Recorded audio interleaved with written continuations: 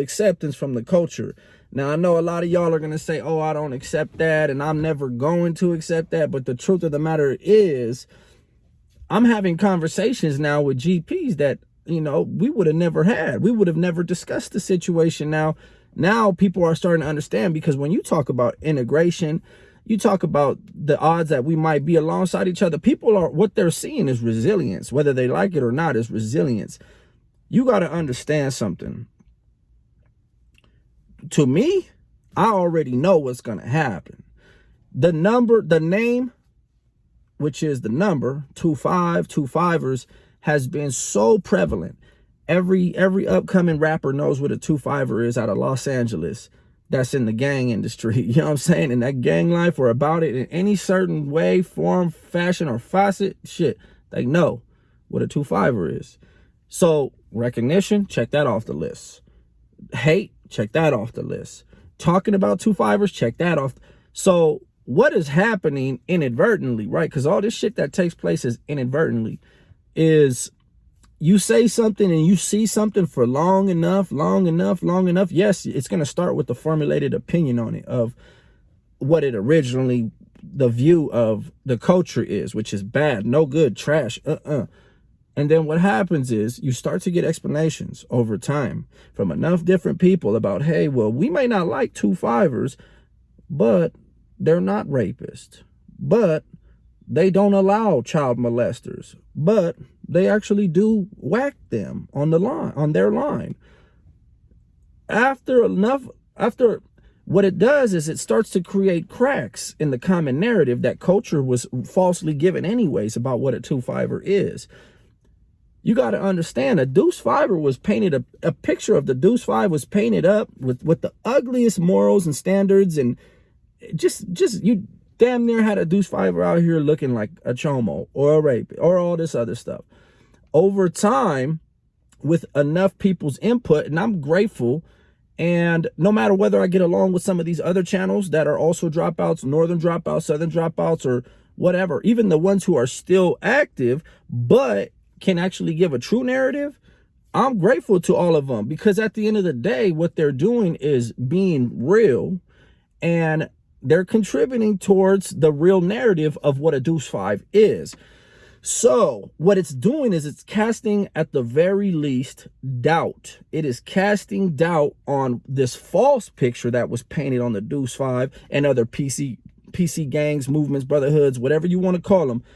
And it's allowing people to give their own take on what a Deuce Fiver is or what a PC gang is. Why would they do that? Why did they do that? If they went to prison, who would they rather run with? And over time, this social acceptance will turn into social respect. That's what happens on anything. People didn't like tattoos. That was taboo. Then people started seeing enough of them. Now tattoos are respected. How good you could tattoo. That's a great tattoo artist. He's a great tattoo collector. Do you see what I'm saying?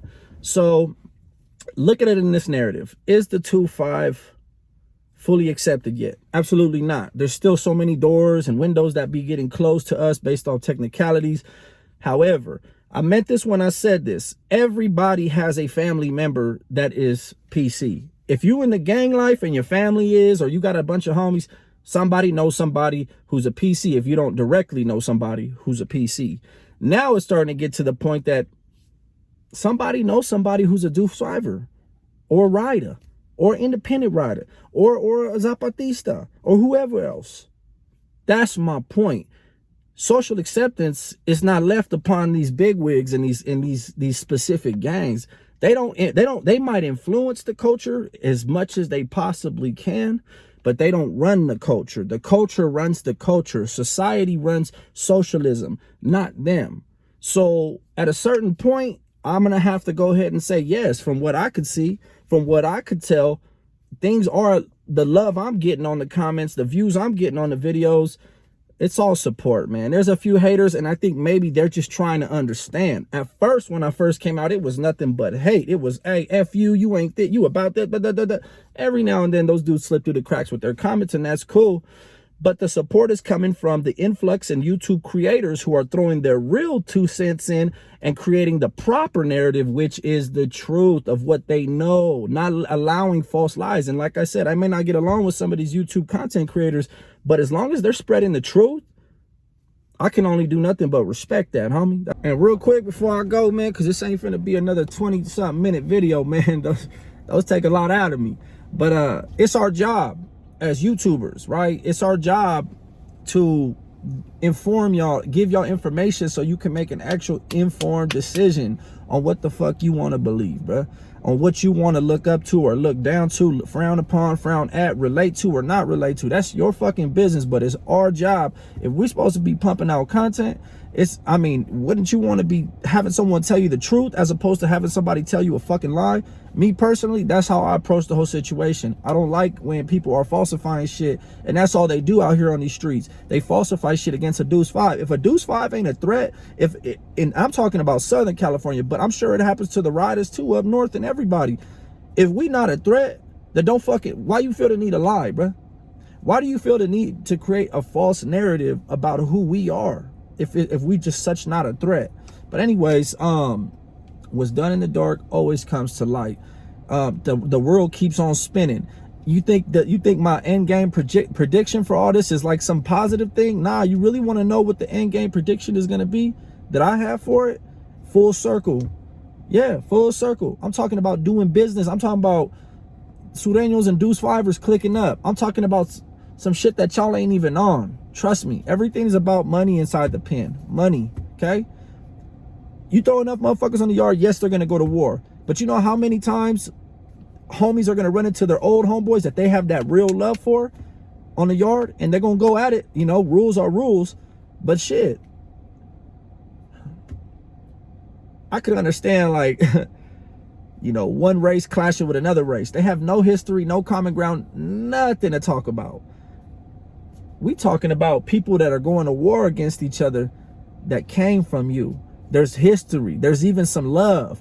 Deep down, there's a lot of homies who got a lot of love for people that did end up dropping out or people who are on that side. So there's just so many factors in this shit, bro. Like, don't formulate an opinion. That's my best advice, because the shit goes this way, left, up, down, right. And in 20 years, I promise you, we might not even be looking at any of these gangs. Like, there could be a demolishing factor that comes into play, bro. Everyone's so focused on Sureños and 2 5ers going at it, or Norteños and helping the Sureños. What if a GP gang sees it as the right moment, maybe a different race, to take off on the Sureños while we fighting them and click with us? Because we click the same, we move the same, we got the same type of little moves. You never know, guys. I hope you like this video. Plenty more on the way.